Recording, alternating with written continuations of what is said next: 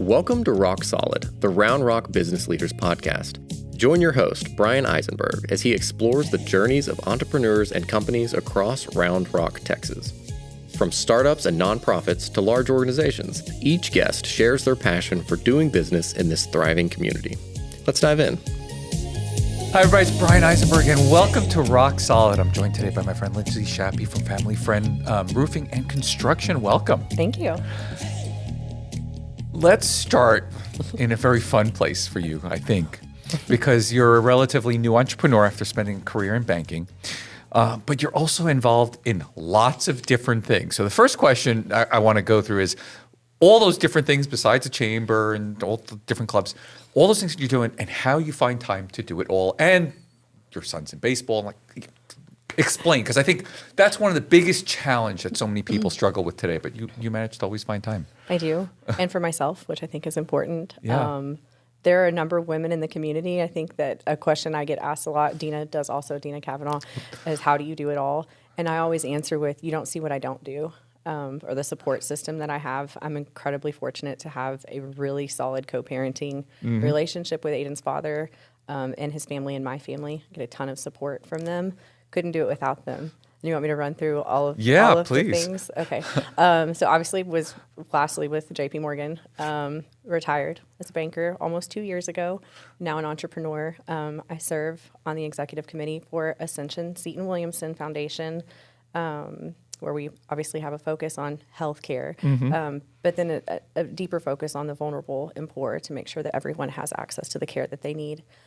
On the advisory board for Chaparral Women's Club, which I'm sure you've heard of. I know Dina spoke about it, but we focus on bringing women together to serve all of the nonprofits in Williamson County, and that can be in any level. I think it's really beautiful for people to understand that they can be involved whether they have money to give or not. Most recently, I'm on the governmental affairs board for 5 Point Board of Realtors. And I own a business with my 3 partners. And I have a son. Like you said, baseball is all-consuming, but he loves it and he's passionate about it. And that's some of my favorite time and memories is on being at the field and watching him play. I'm getting the opportunity besides, my son went all the way from, being this big and pointing at a minor league stadium at the field, and that's the only place he ever wanted to be. Watching him go through, high school and playing college, and now he's volunteer coaching at the Round Rock Baseball League, a 12U team. Aww. And I'll tell you, it's almost equally as fun watching him engage with those kids and knowing that you've poured into him so much that he's pouring back out to others. Yes. He does that naturally. He's just a great kid. They got to do Dragon Camp a few weekends ago, and it's just so cute to watch him do that. I drag him along to stuff sometimes that maybe he doesn't want to go to, but he's also recently getting his hands dirty as an entrepreneur and doing some things for the business. So come summer, there will be baseball and work, and I'm excited for that. So let's talk about the work, because I do want to go into your past career and how you kind of got here as an entrepreneur, but out of all the businesses, you've been a banker. Why did you choose to open up a roofing company here in Round Rock? That's a great question. When there's so many companies. Yes. There's so many different directions you could have gone. I think a natural one, I hear people always doing consulting and things like that. So a lot of people don't know. I grew up around construction. My biological father left being a butcher at a grocery store and had a toolbox in the back of his truck. And I watched him go from that to designing and building custom homes. So my first job, other than watching my sisters, was sanding and priming plantation shutters. I learned a very hard lesson about what types of paint you can put in sinks and, watched him swing a hammer. And when I came into home ownership, I naturally did a lot of things on my own home. I've always had a fascination for it. It was not the route that I thought I was going to go. I know you said we'll get into it. I found myself at a crossroad and had a choice. And I have always leaned into this community and my family and my friends. And there were a select number of people that I was speaking to and I was really heartbroken. This was not the route. I thought that I would retire in the role that I had last. I made a phone call to a friend and was invited to breakfast. And I was under the impression I was going to have a conversation with him about launching a roofing company and more on the consulting side of what does that look like from a financial standpoint.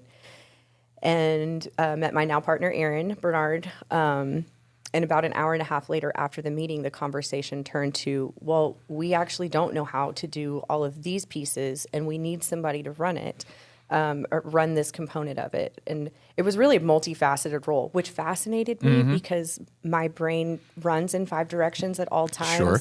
People can argue that that's inefficient. I am very neurodivergent. It works for me. It made sense. And I will talk a little bit about, Yes, there aren't many people who do both finance and marketing, but keep going. Right. I was looking at the industry that I was coming from, and we're really fortunate, especially here in Round Rock. There are a number of bankers that stand out and do an exceptional job, and there are people that believe that banking should still be a personal relationship. But the reality is, with how exponentially over the last 10 years alone AI and technology has advanced, there are a number of factors of that job that are taken over by technology. Yeah. We're facing a time where in 5 to 10 years, there may not be as many bankers in person. And my values are, Amplify Wilco's coming up. I live here. I give here. This is where my son is being raised. I love interpersonal relationships. I believe the face-to-face should never go away. And so exploring opportunities that would help grow the community, give an honest company that could do great work and more than just roofing, it made sense to me to use the skills that I already had to bring a business here in surrounding areas that would help homeowners protect their asset. And it all clicked. And it was an amazing opportunity that I'm incredibly thankful for. Obviously, I did not come up with this idea, but I know that I deserve to sit in this seat, and I love it. And I don't think I could have ever made this jump if I was not in the place that I am with all the relationships I have in the community. I never take that for granted. But I can honestly say I'm happier than I've been in a very long time. So did I answer that all? Yeah, but I'm really curious though, did you have any reservations about what it would take to market a roofing company in the competitive market? Because there's some very well-known roofing companies in the area, and Absolutely. others who pop up every storm. Sure, we can talk about that. Yeah, but was there any reservations about that? I think a fear could be a more accurate when you talk about the emotion behind it. Yeah. In any industry, you have competition. I personally don't look at, there again are some very reputable, amazing companies here. I don't necessarily see them as my competition. All of these owners, we have conversations. We're friendly. Our competition is protecting the community and keeping those storm chasers away, so that they know that they can call any of us to help with their home versus someone who comes through just when a storm comes in. In the industry that I came from, I mean, how many banks do we have? How many wealth advisors? It seems every new building going up is another bank. How many people are calling you, or you go in to make a transaction and they're saying, we want to talk to you about your portfolio. We want to talk to you about your retirement plans. In any industry, you have the best, you have great, you have really invested people that care about people, and then you have people there that are just there to profit. And they're going to take care of whatever your immediate need is, and then you're never going to hear them again. I know who I am as a person. And my partners and what our core values are.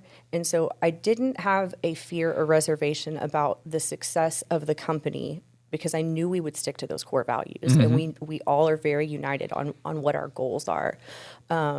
So I knew that would not necessarily be an issue. And I knew it would take time. And that part was a little more fearful, or as far as, is this going to be an overnight success?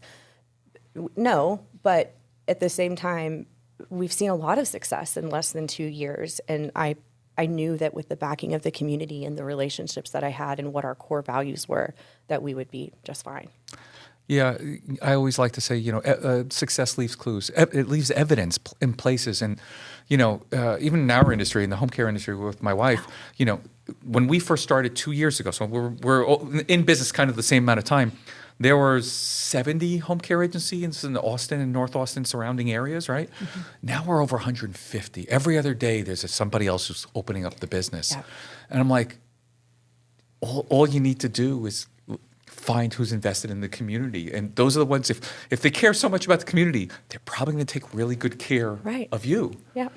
And that shines in I mean, if you look at our structure and the way we came out of the gate, we stand behind that. Our first initial investment was in the chamber. Our second investment was with 5 Point Board of Realtors. We have very quickly found a core conversation. I mean, I come in, right, and I have ties in the community. I have things that I'm passionate about. But it was digging with the guys and talking about, well, what's important to you, and a unified thing is we all very much care about our veterans. And we very quickly partnered with Matt Maples, with USA Cares. You've seen, we gave a veteran a roof for Christmas I was just going to go into that. Same veteran that we Yes. went ahead and were able to work with Will Williams, who's been a previous guest, to donate a power wheelchair, who desperately needed to be able to get his mobility back in his life.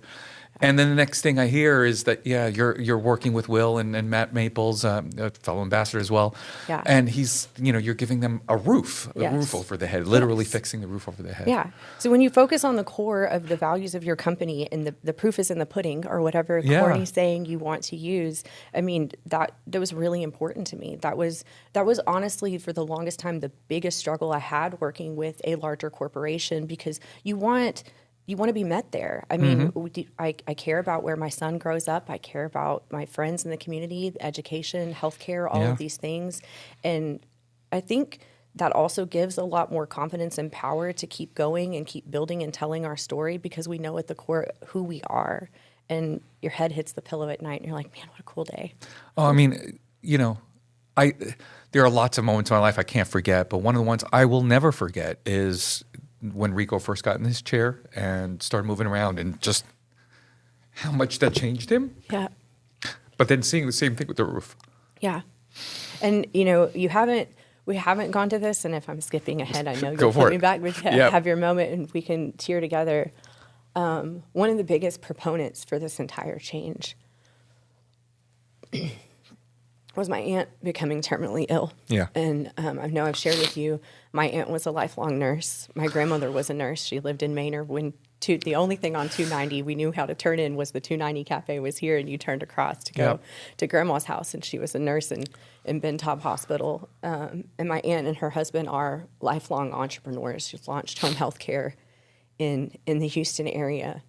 And forever growing up, what I perceived as criticism was, these corporations don't care about you. That there's going to come a time when you're going to see it. And now I can hear it. It's not that I'm not proud of you, but I see so much more in you. Yeah. And I see your heart and who you are.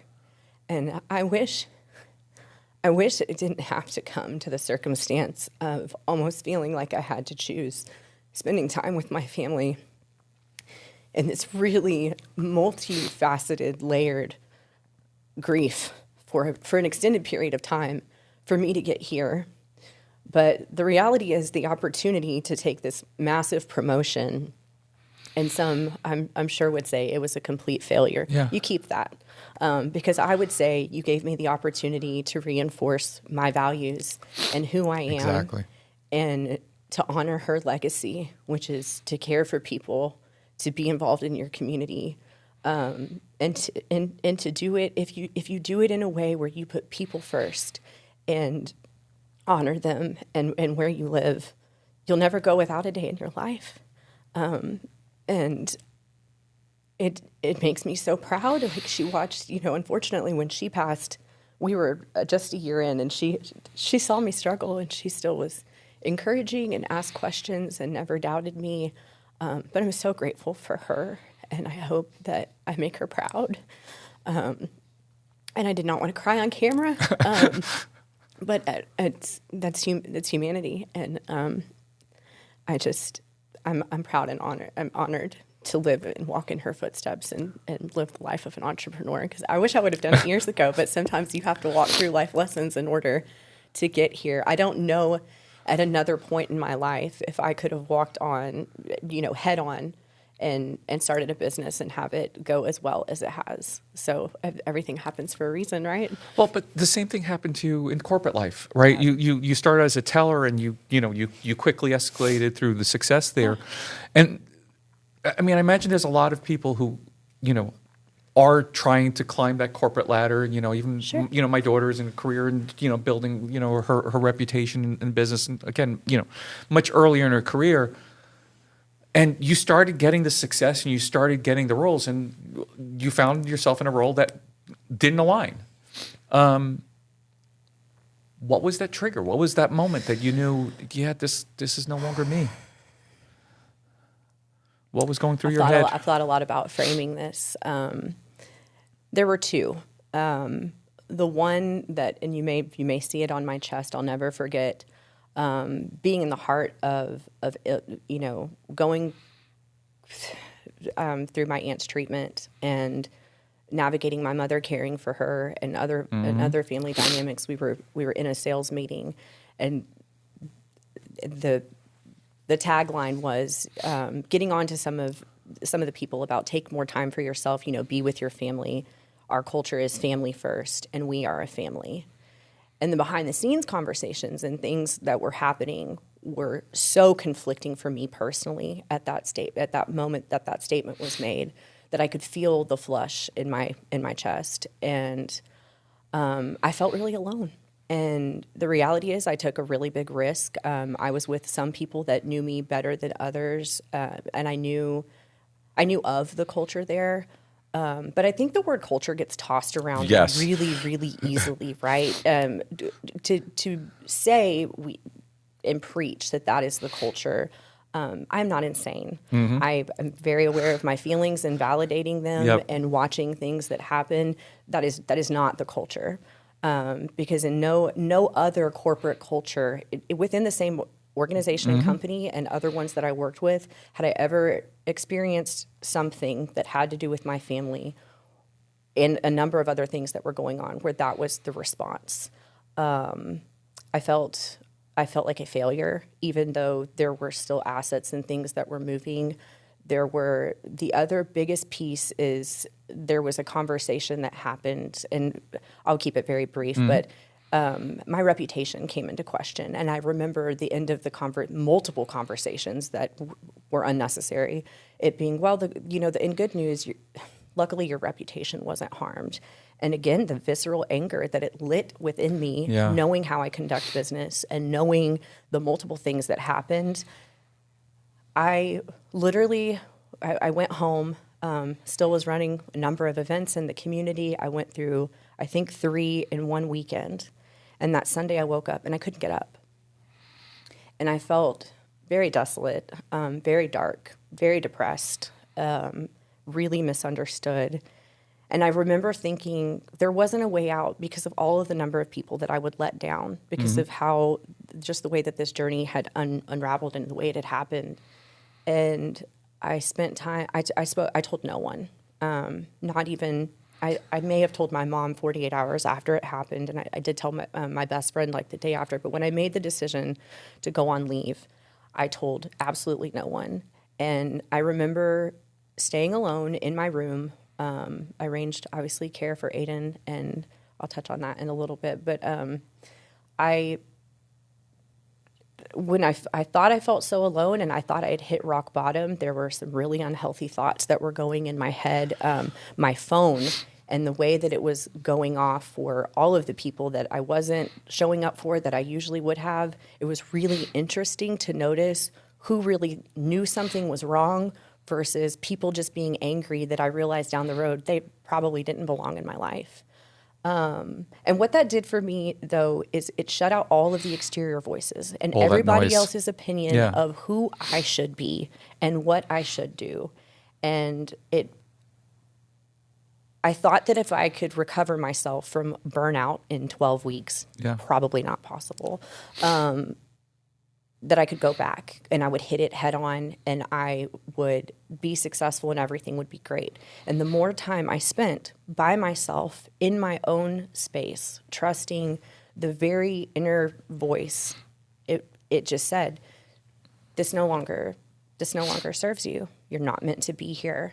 And at one point I had no idea what I was going to do. I knew I did not want to go to another bank and start over. It was there as a comfort, right? But I knew it was time to spread my wings. And there was a point where I was like, I would go bartend and wait tables and like anything to just not go back because I'm just so done and burnt out. But it was some burnout. But at the same time, I think when you step away from something that is not feeding your soul and your passion, and that you've been in for years, and we get really stuck in, you're good at this and you're successful at it. And that is fine. And that is for people that climb the corporate ladders and do that, and they are built that way. There's nothing wrong with that. That is not me. I have a creative side. I have a business brain. I have, I feel big, and I didn't know what was going to happen. And then I shared the rest of it earlier, but I look back on that time and the amount of humility that I found in started a company bootstrapped, rock, we have never taken on any financing. We've not done any of that. It's a huge thing to be proud of. I didn't know I was capable of it. And I look back on it now and think of all of the scary times, and I'm like, I would do it again in a heartbeat. It was parts of it were not fun, but so much of it is, and I just love it. Let's go back to that word you used earlier, reputation. When you're walking around the community and you're wearing your family, friend roofing and construction hat, what's the reputation you want everybody in the community to see in you? For myself. Yeah. I believe that it's there, that I care about the community, that I show up, that I give back, that my family is incredibly important to me. Family and friends are important to me. That they can trust us, that trust is very important. Somebody recently brought up again and said, a lot of times people recommend you shouldn't do business with your friends and family. Yeah, fair. And it can be, right? But if you go back to the core values and where we started, it was the same when I was an investor in wealth management. I had a number of I would not manage my own family's money. My best guy friend, who was also a CFP, we would swap family members because, yes, in money, that can get a little tricky, right?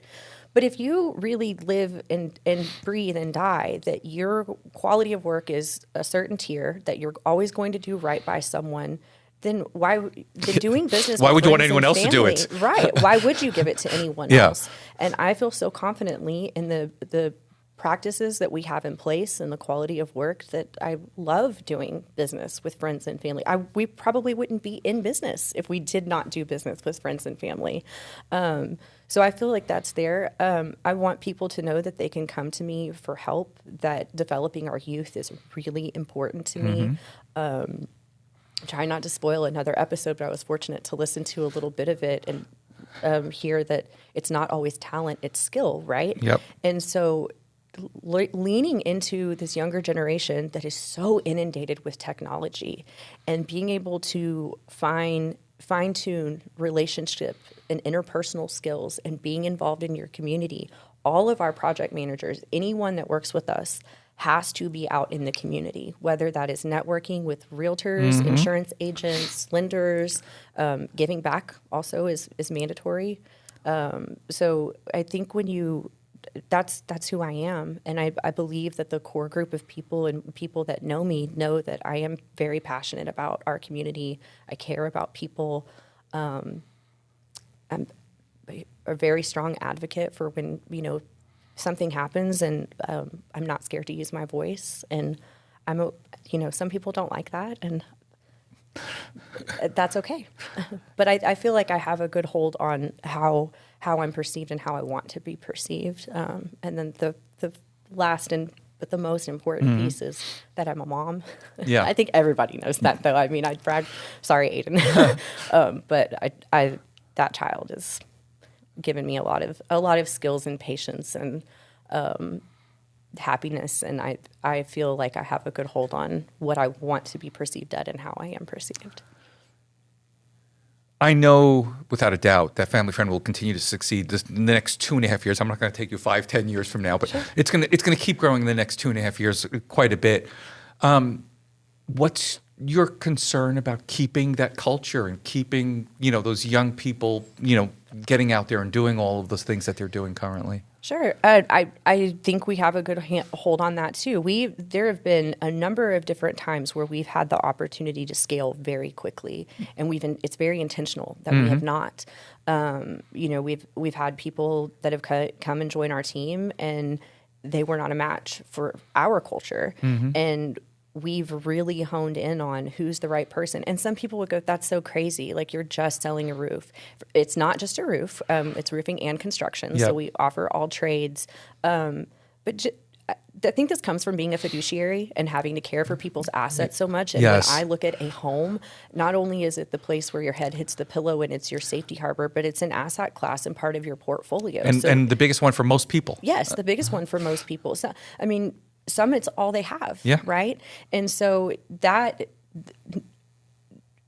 you can interview and start training a project manager, and you can figure out very quickly. It's okay to be motivated monetarily. It certainly is, because this can be We all need money. Sure, right.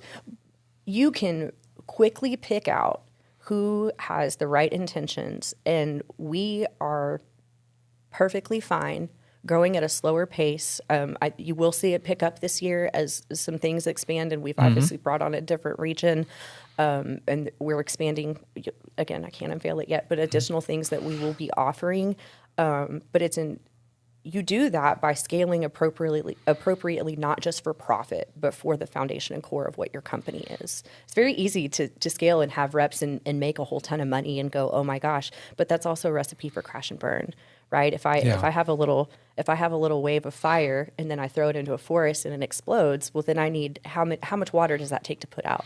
But if I keep that contained and go, that's not working, step on it and put it out, then I can move on. And I think identifying those things is a strength of ours.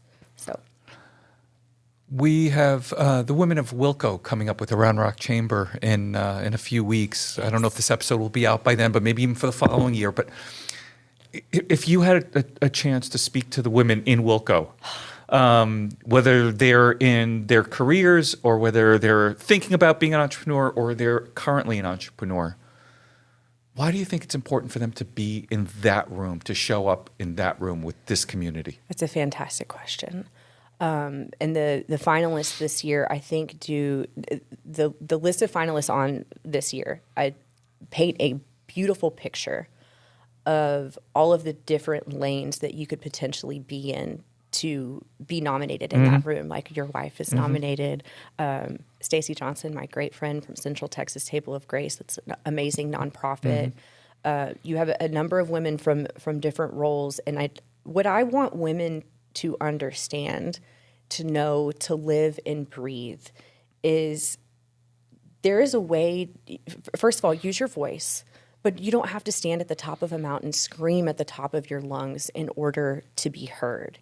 And I think leaning into your community, especially in Williamson County and Round Rock, I mean, it is very intentional that our business was founded here. That room is important to be in. You could walk into that room and potentially change your life. Because individual conversations with some of these ladies, and they will give you the time. That's what I think a misconception is like you brought up earlier, how do you do it all? A lot of my time is occupied with people calling and wanting to have a coffee or a lunch or a Zoom call, and they want advice or they just want to be heard. And I'm very intentional, probably more intentional now than I was. And if I can't do it, I know 10 women that can. And that network and community and the opportunity to sit and to pick somebody else's brain, but that will sit and also pick yours and bring out things that you may not see in yourself, or that may also say, you know who you should meet? I have the perfect match for you. We say it until we're blue in the face. Round Rock is different. And that is one of the greatest examples that I can give, because maybe I don't have the answer, but I know someone that does. And I don't want any woman in Williamson County, Round Rock, surrounding areas to sit and feel alone or unheard because they don't know who to turn to. Ask someone, or ask 3 people, ask 5, keep asking, and someone will take the time to sit with you or put you in a room to where you will be inspired. And I would say if you are early in an entrepreneurial space, or you're in the fundraising nonprofit space, you just want to be more involved, and maybe you don't even know what that looks like, I would go to that luncheon and expect that you would make at least 10 new connections that could put you on the path to where you want to be. And we're really fortunate to have that. Yeah. If people want to connect with you and they want to have more questions, or maybe they need either a new roof or roof repairs or some other construction, what's the best way to get in touch with you? If they roof or new construction, go to our website, call us. You can find, if you want to connect with me on a personal level and you're interested in sitting down and having a conversation, you can find me on LinkedIn, Instagram, Facebook. I use all of them. I took a very long hiatus from LinkedIn because of, again, the world that I came from. Yep. Never having a free pen. I'm still working on that. But you can find me on any of those platforms. And there's a chance right now, as things continue to scale, if you call our office number, I might answer. But you can get a hold of me in any of those ways. Awesome. Thank you so much for your time today. Thank you.